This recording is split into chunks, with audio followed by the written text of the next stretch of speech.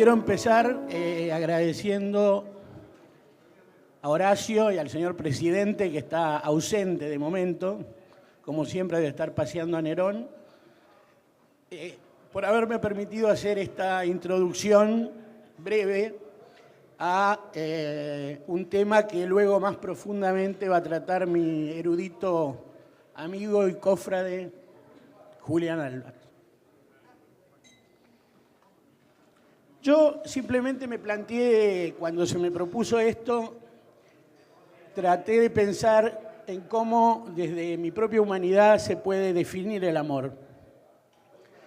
Y encontré que el amor es muy difícil de aprender, digamos, ¿no? Es difícil de conceptualizar, porque en definitiva el amor es un sentimiento, se siente o no se siente. Entonces, hacer una conceptualización de algo que es tan difícil de aprender me resultó imposible. Y entonces comencé a pensar qué podía decir yo del amor, digamos, y me planteé un tema que me pareció interesante, que es si el amor es unidireccional, es decir, si puede ser dado sin tener como contrapartida el amor del ser amado. Es decir, si hay unidireccionalidad o bidireccionalidad en el amor. ¿Para amar se requiere ser amado o es posible amar sin ser amado? Esa fue la primera pregunta que me hice. Y la respuesta yo tengo para mí que el amor no es unidireccional, que el amor requiere del amor del otro, del ser amado.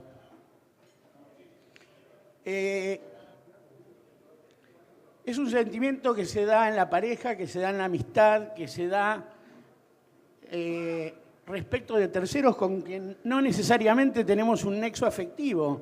Se puede dar hasta con objetos. Uno puede sentir amor por objetos.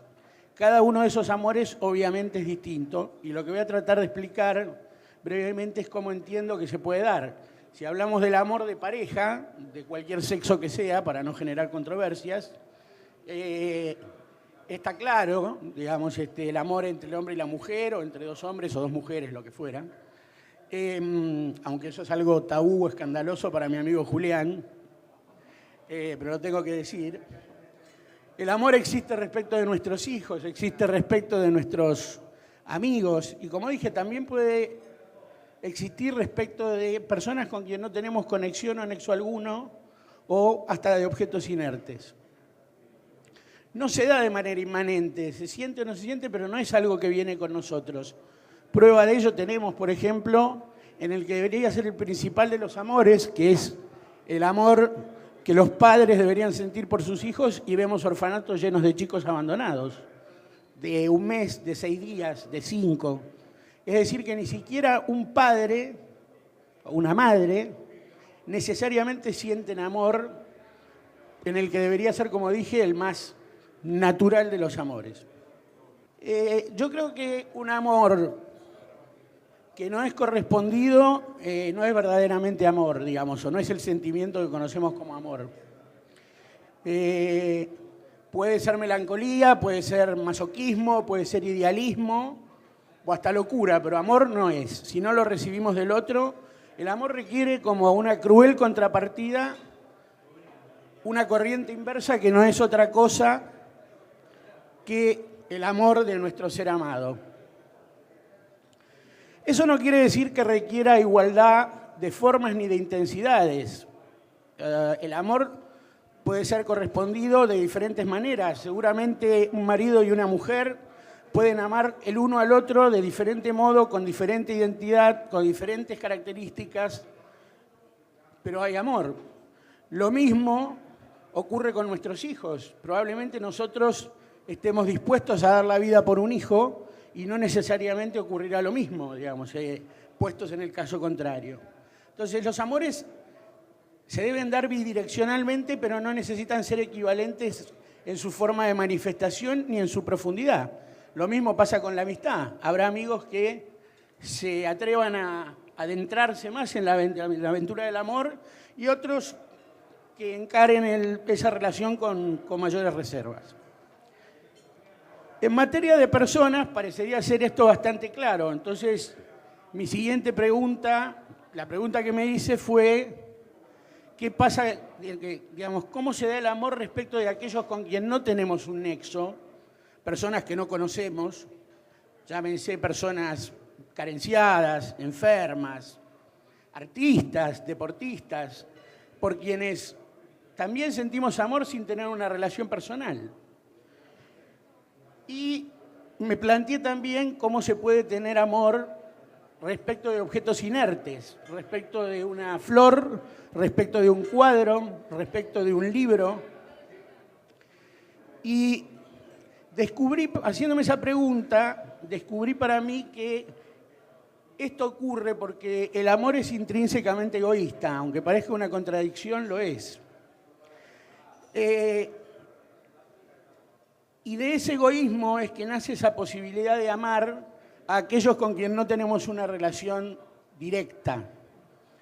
¿Qué quiero decir con esto? Lo que quiero decir es, en el caso de las personas desvalidas, desposeídas, con problemas, por quienes sentimos amor porque nos hace sentir bien, nos hace sentir buenas personas, nos despierta un sentimiento de amor el sufrimiento de esa gente y eso nos hace sentir a nosotros buenas personas.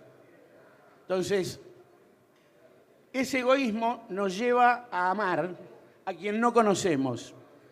En el caso de nuestros ídolos, sean culturales, deportivos o lo que fuere, los amamos porque su sola existencia o la manifestación de sus obras nos genera bienestar, felicidad, nos sentimos más ricos y por eso los amamos, porque nos hacen sentir felices.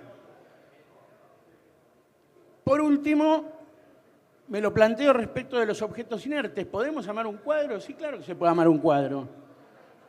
¿Por qué se puede amar un cuadro? Por la misma razón, porque observar un cuadro nos genera un sentimiento y una emoción de felicidad y de riqueza espiritual que hace que lo amemos, aunque sea un objeto inerte. Bueno, habiendo dicho esto, que es después está escrito, pero es mi breve introducción, no quiero abordar el tema del amor divino, que lo dejo respetuosa y confiadamente en manos de mi amigo Julián, dado que yo no cuento con las herramientas intelectuales para hacerlo. Así que, habiendo dicho esto, Julián, ahora la parte espesa te toca a vos. Gracias a todos. El tema es así. En realidad, lo que pienso sobre el amor está escrito en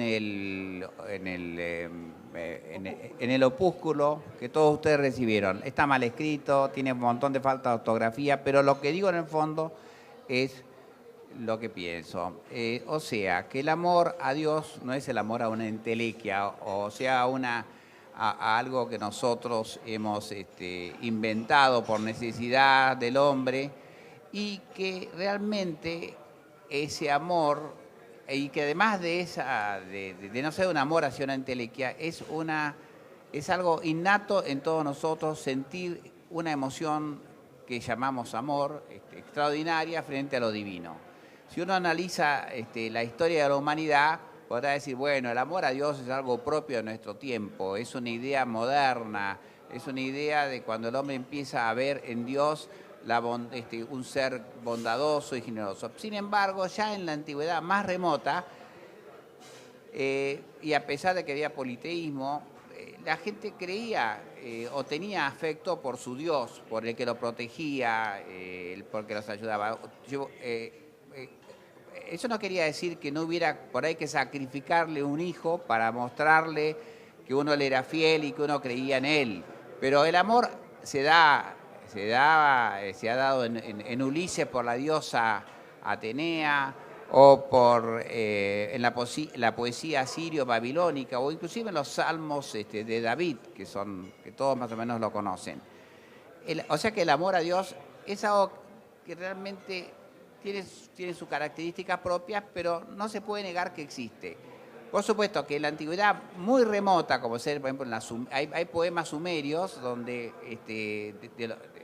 donde la sacerdotisa lo invita al rey a hacer el amor con él, porque claro, la sacerdotisa representa a la diosa y el rey representa de alguna manera al dios. Por supuesto que después de ese fervoroso encuentro, hay una especie de orgía colectiva en la sociedad que no se puede interpretar como no religiosa o como que no tiene algún fundamento en esa creencia subyacente.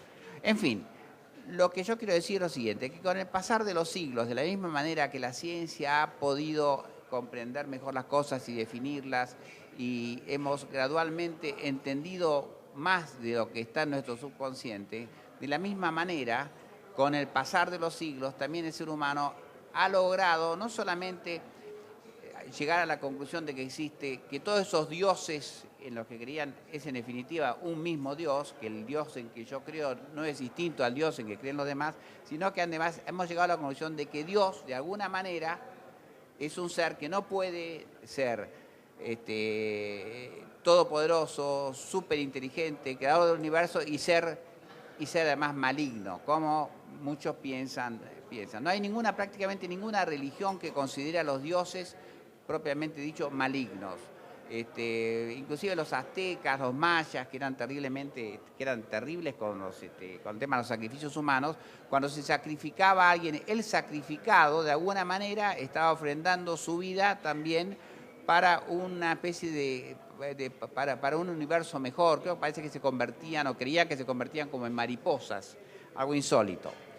Bueno, en definitiva, el amor a Dios se ajusta al concepto de Dios que en la época y en el concepto de lo que Dios quiere o da o hace o significa. El problema grave con el tema del amor a Dios es que ha sido monopolizado por las religiones. Ese es el problema número uno. A raíz de eso, a raíz de las monstruosidades que hemos visto de la práctica de todas las religiones, inclusive en el cristianismo, es lógico que surgiera una reacción yo te diría ateísta, o de ateísmo con el materialismo y el positivismo del siglo pasado. Pero no se puede negar la existencia de Dios, no tenemos los medios intelectuales para hacerlo y tampoco tenemos la capacidad para negar algo como es la emoción feroz que nos despierta a nosotros, esa vivencia de lo divino. Por supuesto, hay muchos argumentos de los que no creen en el amor a Dios, para empezar, los que no creen en Dios, pero aún el que no cree en Dios vive algo de esa emoción por lo divino ante la belleza o la grandiosidad de la naturaleza, que como bien dijo Platón, podemos entender que es un reflejo de la realidad perfecta que existe en el mundo fuera de la caverna. Nosotros estamos como inmersos en una caverna y no sabemos qué es lo que pasa fuera de ella. Creemos que conocemos toda la realidad y lo único que conocemos son ilusiones. Hay otros que no aman o directamente no creen en Dios por las miserias de la vida humana. Cuesta mucho comprender cómo es posible que Dios, siendo todopoderoso, la inteligencia suprema y ponerle también la bondad absoluta, haya creado para nosotros un universo, un mundo donde el sufrimiento, la angustia, el dolor sea parte esencial de nuestras vidas, al extremo de que no puede haber tampoco amor a Dios si no vivimos en una situación con problemas, porque en un mundo perfecto, donde no pasara nada y todo estuviera satisfecho, no nos importaría un rábano que exista Dios o que nos ame. Y en un mundo donde todo fuera una cosa atroz, terrorífica, donde lo único que subíamos fueran dolor, insatisfacciones y angustias, no habría ninguna razón para quererlo. O sea que lo interesante también acá es que, de alguna manera, nos han puesto en un mundo donde además las cosas tienen que andar más o menos para que creamos en él. Bueno, acá les voy a contar una anécdota. Este argumento que les acabo de dar de por qué es difícil creer en Dios para la mayoría de la gente, fue un argumento que yo usé hace muchos, muchos años de estos, cuando yo tenía 18 años, en Altagracia. ¿Me escuchás? ¿Me oyen? ¿No me oían? Bueno. Si no, les repito todo. Bueno, ahora escuchan mejor. Bueno, este argumento que usé, que les acabo de dar de por qué mucha gente no cree en Dios y mucho menos tiene amor a Dios, yo lo usé una tarde en Altagracia, ahí en Córdoba, en una discusión atroz con una persona brillante que se llamaba Guido Suaje y que era profesor de filosofía tomista en la Universidad Católica allí. Yo argumentaba que Dios no existía y ese era mi argumento básico. Por supuesto, tenía una clac de admiradores que me aplaudieron con entusiasmo porque creían en lo que yo decía, no en los argumentos de Guido Suaje, que el pobre tenía que usar las famosas 7 vías de Santo Tomás y otras cosas así. La cuestión es que yo me fui muy orgulloso de esa conversación y me habían pedido que fuera a comprar unas cosas al mercadito que estaba al lado de la iglesia de Altagracia. Fui, se hizo un poco tarde y cuando bajaba por la calle empinada, que es la calle de la iglesia jesuítica, era de noche, noche total, y como en aquella época no había el alumbrado que hay hoy en Nueva York, al fondo de la calle había una lucecita, colgada una lamparita, colgado un cable. Mientras yo bajaba por esa calle oscura, pensando que evidentemente Dios no existe y que es ridículo pensar que haya un Dios, y mucho menos creerlo y todo eso, oigo una voz que me dice, joven, joven, pare, pare. Y yo, por supuesto, pensé, es un borracho más. Entonces me di vuelta, no vi nada en las sombras y... Déjame escuchar, no me interrumpas. Lo paré, le medio le digo, lo miré y seguí caminando. Y me dijo, no, joven, pare, pare, pare, tengo algo muy importante que decirle. Y digo, bueno, yo desde lejos digo, bueno, dígamelo, que Dios existe. Yo me quedé helado. Indudablemente, cuando uno le dice una cosa así, uno se queda helado. Porque aunque tenga 18 o 50 años, es una coincidencia muy grande. Entonces me quedé ahí parado y el hombre se acercó y me dice, ¿no ve? Y me mostró todo el cielo estrellado. Era impresionante. La verdad que era impresionante porque en Córdoba, cuando el cielo es estrellado, así se ve entre las sierras, es una cosa imponente. Y me dice, ve, Dios creó todo eso. Dios existe. Bueno, a lo que voy es que él podía tener una vivencia que yo no tenía. Y acá es importante, él usó un argumento que es que la grandiosidad de los cielos y la tierra proclaman la existencia de Dios y su gloria. Es imposible negarlo. La realidad es mágica. Dios es infinitamente mucho más de lo que podemos pensar. Las propiedades que nosotros le atribuimos a Dios como ser, existir por sí mismo, ser todopoderoso, estoy seguro que son insignificantes a las que se necesitan para que haya existencia, para que exista algo en vez de nada. Esa frase no es mía, es de Leibniz y de Heidegger, que haya algo en vez de nada. ¿Por qué hay algo en vez de nada? Ahora, tampoco podemos negar la existencia de Dios por el sencillo hecho de que tiene que haber una parte de la realidad en la que se haya originado la otra, que es nuestro caso concreto. Nosotros somos. Pero vamos a... les voy a poner un ejemplo de por qué nuestras facultades cognitivas, o nuestra capacidad de conocer es limitada. Yo se los di la vez pasada este ejemplo y posiblemente nadie le prestó atención en una charla aburridísima que di sobre el bien y el mal. Imagínense que existe un mundo chato, que es el famoso mundo de los matemáticos que llaman Flatland, tierra chata. En ese mundo los personajes solamente viven en 2 dimensiones, altura y profundidad. O sea que no saben lo que pasa afuera. Ese mundo, ese universo está limitado a 2 dimensiones. Vamos a suponer que por un acto de caridad humana sacamos a uno de esos individuos para que conozca el mundo desde afuera. Y, por supuesto, le mostramos toda esa realidad, los hacemos pasear delante de ese mundo que él tiene, ese mundo chato. Y bueno, estamos felices, estamos convencidos de que cuando llegue a Flatland les va a poder decir a los demás cómo es la realidad fuera de Flatland. ¿Saben lo que va a pasar? Va a pasar lo siguiente. Cuando él llegue de vuelta a Flatland y le pregunten, ¿cómo es el universo? Mirá, les va a decir, es increíble, es de una sola dimensión. ¿Cómo de una sola dimensión? Si acá tenemos 2. No, es de una sola dimensión, porque solamente hay altura. No hay ni siquiera profundidad. Claro, no hay profundidad porque Flatland es chato. es una sola cosa. Entonces, pero dice, pero sí es igual que acá. Lo que sí igual que acá, las cosas cambian, pero no entendés lo que está pasando, no sabés qué está pasando. Entonces, por supuesto, ¿a qué se debe esto? A que este individuo no puede armarse una composición de lugar y pensar cómo es que hay una dimensión de ancho. El ancho no entra en la cabeza. O sea que por más que pusiera una línea, no puede poner una línea al lado de otro para hacerse de una imagen tridimensional en ese caso. O sea que con ancho. Bueno, a nosotros nos pasa lo mismo. Es muy probable que la razón por la cual nosotros consideramos que vivimos en un mundo temporal es porque estamos interpretando una dimensión espacial a la que no podemos acceder como algo temporal. Nos pasa igual que el Flatlander, que al ser movido de un lugar a otro, la línea que él ya no ve más la considera pasado y la que va a venir la considera futuro. Y para nosotros son tres líneas distintas. Es un infinito de líneas que las juntamos y hacen una superficie. Para él no existe eso, no existe la palabra superficie. Bueno,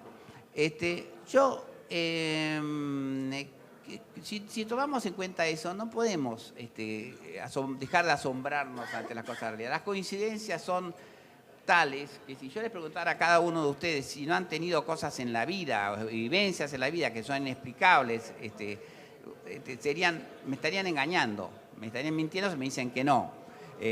Los problemas de la vida a uno le dan la oportunidad de ver, cuando la ves con otra manera, que la providencia está presente, que ocurren cosas asombrosas. Yo me acuerdo, por ejemplo, para contar un caso concreto, hace muchos años, yo era muy joven, me había metido en un negocio de tiempo compartido con otros y nos había ido pésimo, había cambiado el gobierno, yo no tenía, la época de viola, había que pagar en dólares, nosotros no podíamos, no teníamos un peso, pero era el 23 de diciembre a la noche y yo no le podía pedir plata a mi padre de vuelta para seguir viviendo, era hombre grande ya, y no tenía un centavo ni para comprar regalos de Navidad, no había comprado nada, no tenía nada. Bueno, en ese momento dije, bueno, lo único que puede resolver esto es un milagro, solamente la providencia lo puede resolver. Pues empecé a bajar la escalera, porque era una oficina en la calle 5 de Julio, un edificio muy antiguo, y la escalera empinadísima. Empecé a bajar la escalera y cuando estaba casi abajo empieza a sonar el teléfono, suena, eran como las 9 de la noche. Entonces dije, bueno, por ahí es Celia, mi mujer, que me llama, y subí rápidamente arriba para atender el teléfono. ¡Oh, sorpresa! Eran unos americanos, a quienes hacía como 7 años que no veía, que querían que sí estuviera, si no era mañana, pasado mañana en Los Ángeles. Dije, mire, no puedo porque soy cristiano, festejo Navidad y así que va a tener que ser el domingo, o qué sé yo qué día, el día después de las fiestas. Entonces le digo, además hay otro problema mucho más grave, no tengo un peso, no tengo un centavo, no puedo ir allá. No puedo, pero es esencial que vengas. Digo, pero no tengo un centavo, pero es muy fácil. Me dice, anda mañana a Panam, te vamos a girar, ¿cuánto querés? $10.000. Y ahí tenés el pasaje en primera. Así que, y después, bueno, vení con acá, te pagamos lo que querés. Y, bueno, ahora eso, si uno no cree en nada, lo va a interpretar como una coincidencia. Pero cuando uno va sumando todas las coincidencias que se dan a lo largo de la vida, pensar que no existe una realidad superior es lo más tonto que puede llegar a ver. Ahora, además de eso, tenemos otras vivencias que la gente se olvida. Eso no la sienten todos, porque no todos somos altos, bajos, rubios, ojos celestes o de pelo negro. Y son las vivencias casi místicas. La música es un ejemplo. En mi caso personal, la música es una cosa que te mueve a una emoción muy grande, cierta música. El arte. A veces las ideas puras, los matemáticos a veces tienen casi momentos casi de místicos con una fórmula, los filósofos también, con ideas abstractas. Es decir, todo lo que de alguna manera u otra convoca y hace presente esa idea de Dios que tenemos innata y en el subconsciente, todo eso despierta a nosotros una emoción que está como programada y está predeterminada y es fuertísima. Es tan fuerte que las pocas veces que la tuve la tuve y en mínima parte, sobre todo con la música, uno se siente de golpe frente a una realidad que es como si te encegueciera, te da una sensación de culpa de no entender cómo es posible que uno no sepa agradecer la existencia, que uno a uno le parece que no puede ser que no tiene importancia en los problemas de esta vida, que todo tiene su razón de ser, que Dios sabe por qué las cosas ocurren y que los dioses saben elegir para nosotros mejor de lo que nosotros elegimos. Es tan impresionante esa vivencia que a uno le cambia la forma de ver la realidad. Por supuesto, yo no he tenido esa vivencia al máximo, pero considero que hay otros que la han tenido, y ni qué hablar de los famosos místicos. Que estos místicos se dan en todas las religiones, aunque no parezca. Yo tengo un cuento también familiar gracioso con una de mis hijas, con mi hija, mejor dicho, la única hija, que es Florencia. Florencia tenía 15 años, era una agnóstica total, no creía en nada, nunca había sido creyente a pesar de que iba a colegios de monjas, le importaba un rábano la religión y, por supuesto, ni que hablar de la música que yo oía, para eso era un mamarracho, pero tuvo por una razón totalmente inexplicable, cuando prendió su Discman para oír a un rockero, oyó algo que era totalmente inesperado, algo que alguien había puesto en el CD de ella, nada menos que Jesús, Alegría del Hombre de Bach. Bueno, ¿qué pasó? Florencia, de repente yo que estaba en otra cosa, se abre la puerta del escritorio y era Florencia llorando. Me dice, papá, acabo de escuchar una canción, me haber dicho, no música, una canción escrita, compuesta por un pibe, que es la prueba de que Dios existe. Es la prueba de que Dios existe. Bueno, eso es un poco a lo que voy en mi texto. Son tanto la idea de Dios como la emoción que causa esa idea, las tenemos predeterminadas. Puede ser que algunos tengan la dicha de tener que su alma realmente tenga contacto con lo divino. Eso debe ser el sumum, pero para eso también tendríamos que hablar a largo y tendido. Pero lo importante es que una vez que el hombre de algún modo llega a tener esa relación o esa sensación de la divinidad, las cosas pasan un poco a segundo lugar. Pasa lo que le pasa, en los casos extremos le pasa lo que pasaba a Teresa de Lisieux, como citó muy bien a Horacio en su artículo, dice, donde amarte a ti es mi única alegría, amarte a ti es mi única alegría. O si no, y es ahí donde el caso de Santa Teresa, donde para la persona que ama tanto y que tiene esas experiencias, eso de quien a Dios tiene, nada le falta, es absolutamente real, lo vive, lo siente, no le importa nada, todo lo demás es secundario, todo. Es más, el amor lo lleva a una aceptación de todo lo que ocurre. Ustedes, como dice el famoso poeta anónimo español, que dice en ese verso esa poesía que se llama No me mueve mi Dios para quererte, hay la parte donde dice, muéveme en fin tu amor y en tal manera que aunque no hubiera cielo yo te amara y aunque no hubiera infierno te temiera. Es decir, que el místico llega a un momento donde no le importa que haya cielo o haya infierno, lo único que le importa es saber que Dios existe y que lo ama. Es maravilloso sentirlo, pero puede también ser una pesada carga. Santa Teresa, en un maravilloso poema que se llama Vivo sin vivir en mí, empieza diciendo, vivo sin vivir en mí y de tal manera espero que muero porque no muero. Nosotros teníamos un amigo que tocaba el órgano, que era un gran organista, y un día desapareció de nuestra relación. No sabíamos dónde estaba. Pasan 3 o 4 meses y recibimos una carta de él. Se había encerrado en una trapa, se había hecho religioso, pero solamente para que le permitieran tocar el órgano. Y nos contó que la vida se le había convertido en algo insoportable, porque cada vez que tocaba el órgano, vivía unas experiencias tan intensas que nada le importaba, no quería nada, no, era... Y estoy seguro que es un poco la razón por la cual evidentemente Dios no se nos hace presente, porque si con estas pocas emociones la gente se trastorna, no quiero ni pensar lo que sería verlo en toda su dimensión.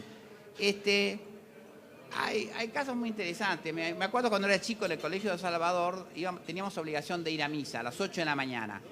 Todos los días en la puerta del Colegio de Salvador, al final se sentaba y escuchaba misa un famosísimo director de música de aquella época que de un día se había convertido gracias a la música.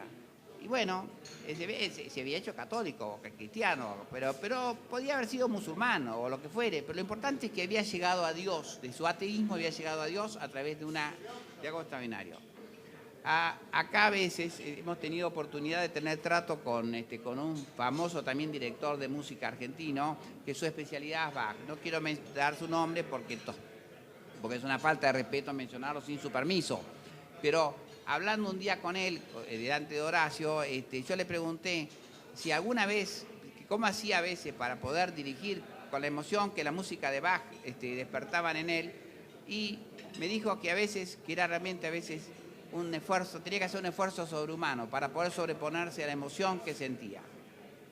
En fin, lo que les quiero decir es que ese amor a Dios está al alcance de todos, en la profundidad del corazón, para decirlo románticamente. Y como dice el libro de los Proverbios, el que lo busca, lo encuentra. Es un saber y un sentimiento al que estamos destinados desde que nacemos. Al alma que aún no lo encontró, me gustaría llevarle el mensaje del ángel, como en los versos de Lope de Vega, en el famoso poema que se llama ¿Qué tengo yo que mi amistad procuras? Ahí dice Lope de Vega, en uno de los tercetos, ¿cuántas veces el ángel me decía, alma, asómate ahora a la ventana, verás con cuánto amor llamar porfía? Yo he cometido un error gravísimo al presentar mi texto ahí para que se imprimiera, y fue incluir en ese texto un poema mal redactado por mí, que había escrito cuando era muy joven, cuando no creía en nada y cuando estaba en una situación de abundancia y bienestar. En esa época a mí me disgustaba mucho ver cómo todo el mundo creía ciegamente, hablaban de la fe y toda la pavada así. La cuestión es que yo escribí lo siguiente, escribí esto: no quiero fe, Señor, quiero razones. Yo prefiero mi Dios que ante la muerte sufra incertidumbre y tenga duda, y no que en ti yo crea ciegamente por temor o angustia de mi suerte. No quiero fe, Señor, quiero razones. Ahora, en estas últimas semanas, a fin de completar este poema que nunca había escrito, escribí lo siguiente. Esto escribí yo siendo muy joven. Una tarde soleada de verano, estaba a la sombra y descreía del ciego amor que en lo demás veía. No han pasado los años vanamente, pues buscando argumentos de que existes, y sin esfuerzo alguno de mi parte, hallé dentro de mí la mejor prueba, la más simple, más fuerte y evidente, que lleva con amor a que te quiera. Gracias, Señor. Bueno. Acá me recuerda el experto en aguas, el guardiamarina Cotino,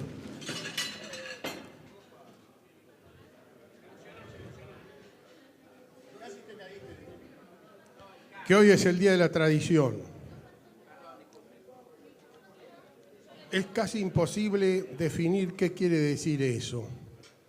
Más o menos lo entendemos como algo gauchesco, como si fuera la única tradición válida, que no sabemos de dónde viene, cómo conduce, cómo se consolida. Para mí es un grave desafío hablar de la tradición, y no creo que merezca nada especial que lo abordemos aquí, porque todo es tradición. ¿Qué es? Es una entrega. ¿Desde dónde?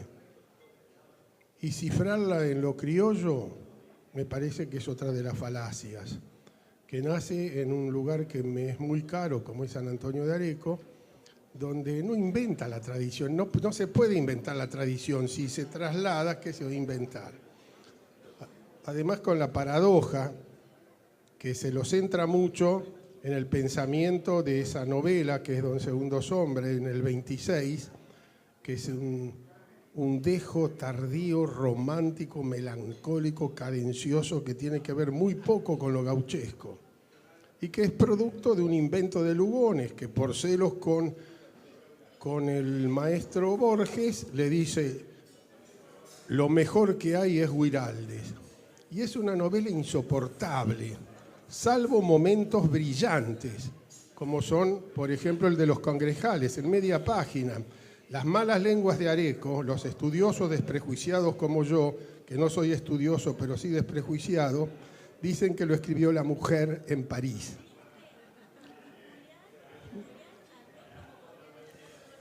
Lo que no sé verdaderamente quién lo hizo, pero es una página memorable. El resto tiene razón Borges, un largo arreo cadencioso y absurdo. Por lo tanto, no acepto tu desafío porque es el Día de la Tradición. Para mí no existe la tradición. Y si es por Hernández, peor. Peor, porque Hernández hace una maravilla en el Martín Fierro, primera parte. La segunda se contradice totalmente. Es un absurdo, es la contratradición. Lo prestaron los jueces, puede ser. Perdonen por la divagación, pero es que me desafió, me provocó, y no quiero hacer de la tradición un culto. Incluso el disfraz que se ponen los pseudos gauchos vestidos de negro con un sombrero acá, ¿qué tiene que ver eso?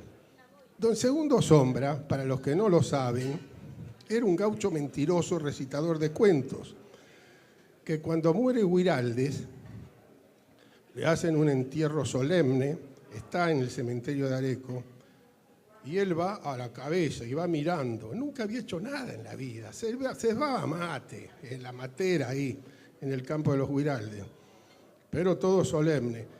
Y Guiraldes, que además de sensible, inteligente, culto y tenía una mujer excepcional, que es lo mejor que tiene Guiraldes, le regaló un campito, no un campito, una tierra. Entonces estaba ahí sentado Don Segundo, ya muerto Guiraldes, y la gente iba y le llevaba el libro y firmaba Segundo Sombra, Segundo Ramírez, un mentiroso extraordinario. Por eso la historia argentina tiene cosas extraordinarias. Perdón por esta divagación, pero no soporto el desafío de Cotino. Además, un hombre que es guardia marina, ¿qué me tiene que venir a molestar a mí con la tradición?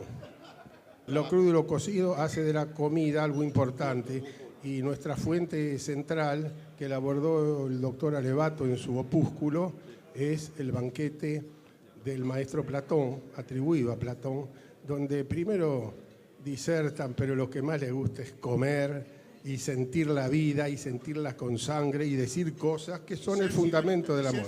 No, en eso no me meto, pues yo soy una zeta. Les digo finalmente que los que quieran, la tenemos ahí a nuestro oráculo, que lee la borra y hace tarot, a cargo de lo crudo y lo cocido, pueden ir a visitarla. Yo cometí el error terrible de haber ido y me quemó por lo menos, no sé si para mi existencia, pero por varios años, porque me dijo: usted se lleva muy bien con su mujer, pero hay un drama grave. Es verdad, le digo. ¿Y cuál es? Yo lo sé, me lo dijo, que ella se quiere mudar y usted no. Me mató. Yo sospecho que Irene le dio plata a Néstor para que Néstor le diga esta. No voy a creer en el tarot, en esas cosas, pero me quemó. Los que quieran, está la señora Graciela a disposición de ustedes. Ya que hablamos del amor, vamos a abordarlo también con música y canto. Vamos a abordarlo con una obra de Heinrich Heine y de Roberto Schumann, que se llama Dichterliebe, o sea, Amor de Poeta, obra de 1840. Una obra muy interesante porque es un año enigmático para Schumann. Es el año que se casa después de gran lucha con Clara Wieck, porque el padre no quería saber nada, le llevaba muchos años, más o menos como lo que yo le llevo a Irene, pero finalmente se casan y son muy felices, y él está eufórico y escribe la Frühling, la número 1, sinfonía, es impresionante. y escribe esto, con estos poemas de Heine que son extraordinarios. En ese año, 1840, Heine estaba en París, consolándolo nada menos que Richard Wagner, que había sido corneado por su mujer Mina y andaba desesperado. ¿Qué hace Heine? Dice, vení, vos tenés posibilidades en un orden superior. Y le da las claves para Tannhäuser y de Fliegende, el holandés errante. Miren qué momento glorioso del romanticismo alemán. Como dice Safransky, en el romanticismo alemán, el amor es la plusvalía en el romanticismo. Fíjense qué concepción. Es ese enriquecimiento que nosotros vemos en Beethoven, que lo vemos en Schiller, en Goethe, ni que hablar en Schumann, Schubert. Esta serie es algo increíble, esta serie de Heine que musicalizó Schumann. Es un portento de delicadeza, de canciones brevísimas, con una terminación en el piano, porque es una amalgama ideal entre la música y la letra. Por lo tanto, vamos a oír lamentablemente nada más que los 7 primeros números. El que termina con ese no tengo rencor o no guardo rencor, Ich grolle nicht, famosísimo, donde se plasma el sentimiento del alma enamorada por una hermosa mujer cultísima y de niveles musicales nunca inferiores a los del mismo marido, o sea, de Schumann. Pero ella puso toda su sabiduría a disposición de Schumann.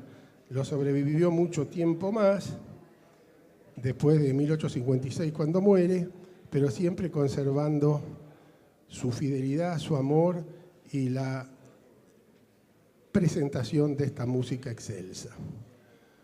Vamos, por lo tanto, a hacer un intento de aprender esta música y escuchar las 7 canciones juntas, guardar las efusividades si queremos tirar tomates o aplaudir para el final, no entre música y música, y esperar los últimos acordes que hace el piano, que son los que cierran esta letra.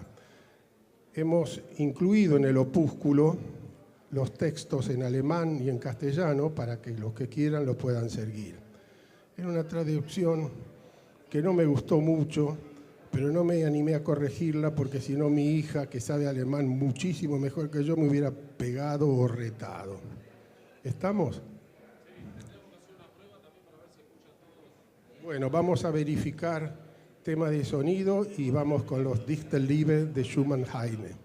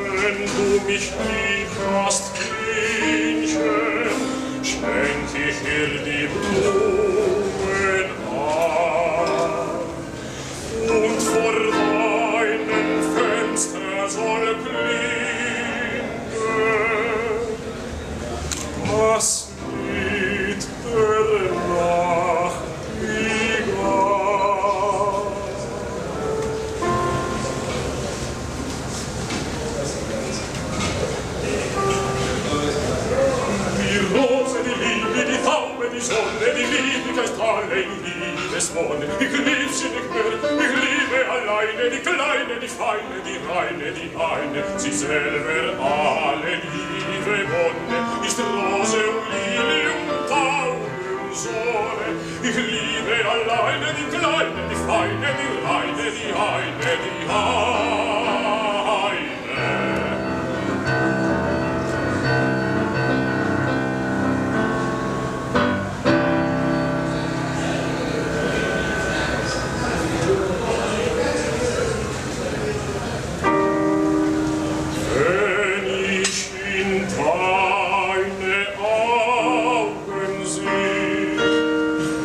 Schwindet all mein Leid und Weh. Doch wenn ich küsse deinen Mund, so werd ich ganz und gar gesund. Wenn ich mich an deine Brust kommt's über mich Himmelslust, doch wenn du's ich liebe dich, so muss ich deinen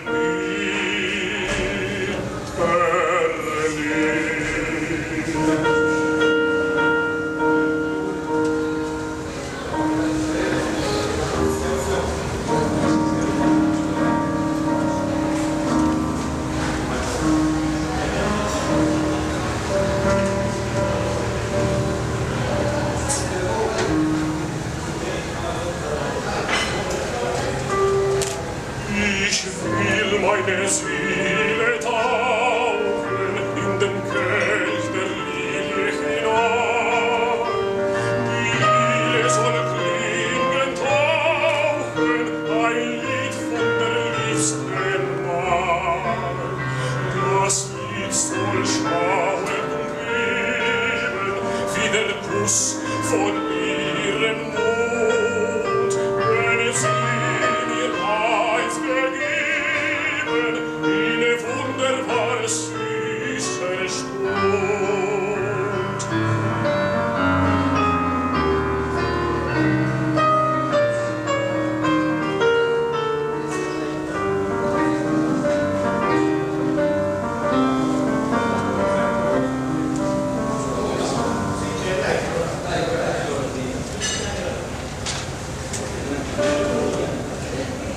In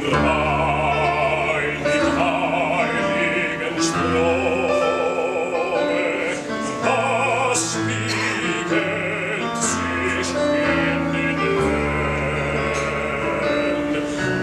mit seinem großen Dome, das große heilige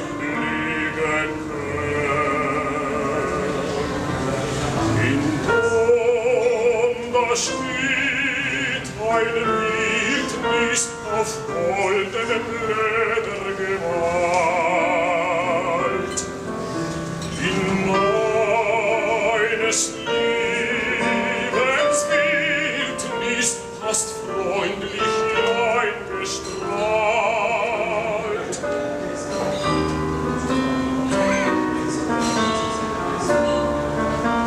Es schweben Blumen und Englein unsere liebe Frau.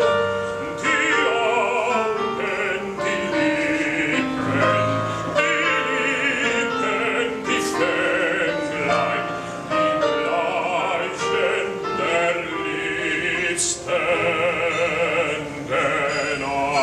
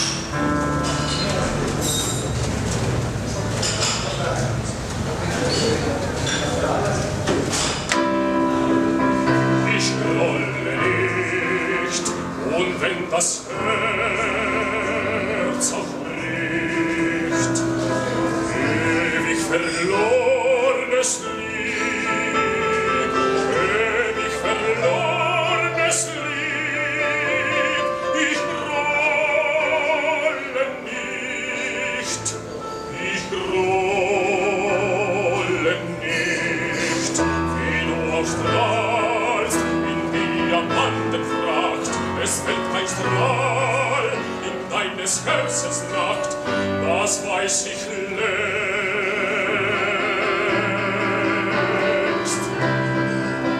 Ich grolle nicht, und wenn das Herz auch bricht, ich sah dich ja im Traume und sah die Nacht in deines Herzens Traume und sah die Schranke, die am Herzen fließt. Ich sah mein Lieb, wie sehr du erlend bist. Ich grolle nicht, ich grolle nicht.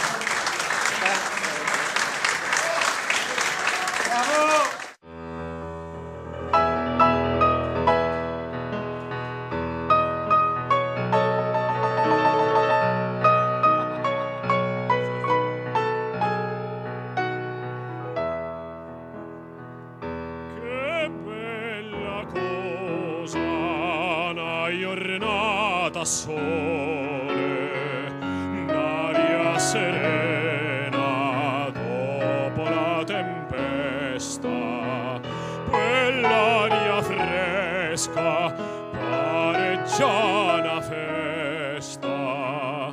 Che bella cosa una giornata sole. Ma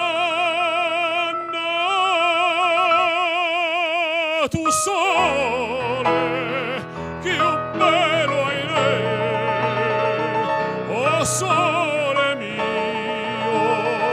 stai fronte a te, oh sole, oh sole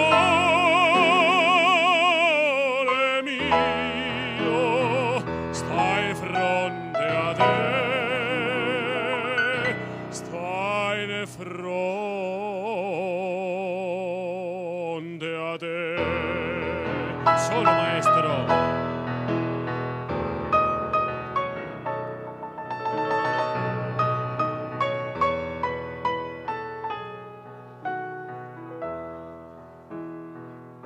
Quando fa notte, o sole se ne scende, me viene quasi la malinconia.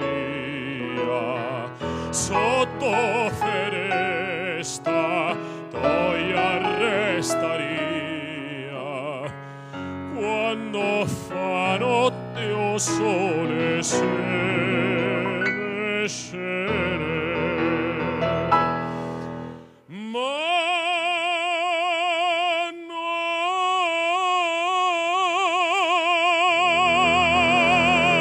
tu sole, più bello hai lei, oh sole mio, stai in fronte a te, oh sole, oh sole mio, stai in fronte a te, stai in fronte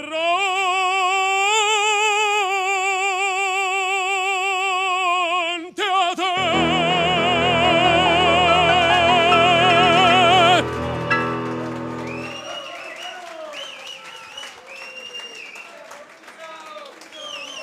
Gracias al maestro acá, al maestro pianista Balícora. Un aplauso para él. Esto estaba dedicado para mi amigo Rodolfo Espotorno, motor y generador de todas estas reuniones junto a mi viejo. Y un gran agradecimiento fundamental para el cocinero César. Un aplauso grande, maestro César Bogado, y a todas sus asistentes.